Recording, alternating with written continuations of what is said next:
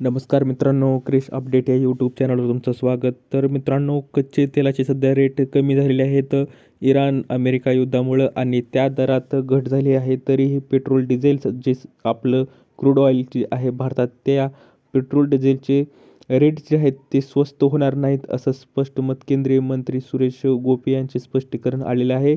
आणि त्यामुळे नागरिकांना तरीसुद्धा दिलासा मिळणार नाही. तर याविषयी आपण सर्व माहिती आपण या व्हिडिओमध्ये पाहणार आहोत. तर माहिती पाहण्याच्या अगोदर मित्रांनो, तुम्ही जर पहिल्यांदा चॅनलवर आला असाल तर चॅनल सबस्क्राईब करायला विसरू नका.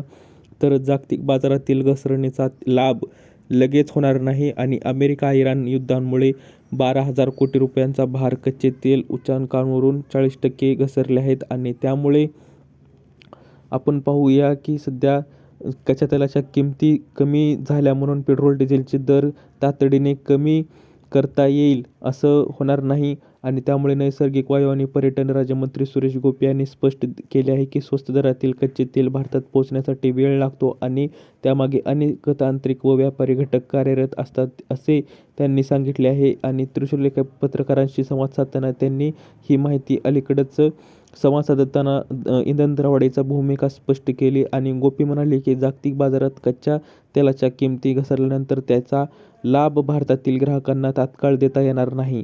तर त्यानुसार आपण पाहू शकतो की मित्रांनो, तुमची जे कच्च्या तेलाची म्हणजेच पेट्रोल डिझेलचे जे रेट आहेत ते वाढतच जाणार आहेत, पण कमी होणार नाहीत. तर शहरानुसार कुठे किती प्रति लिटर दर आहेत तर रुपयांमध्ये आपण पाहू शकतो की नवी दिल्ली, मुंबई आणि कोलकाता पेट्रोल 102, 111, 113. तर महाराष्ट्रात सांगायचं झालं तर मराठवाड्यात ॲव्हरेज जर पाहिलं तर 110 रुपयाच्या पुढेच आहे पेट्रोल.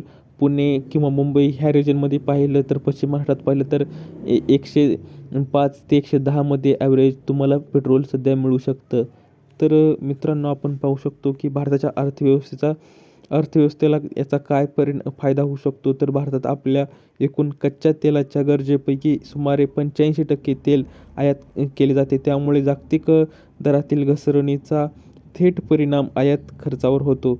तर तज्ज्ञांच्या अंदाजानुसार ब्रॅट कच्चे तेल $80 खाली कायम राहिल्यास भारताला दरमहा सुमारे 12,000 कोटी रुपये ते 15,000 कोटी रुपयाची आयात बचत होऊ शकते.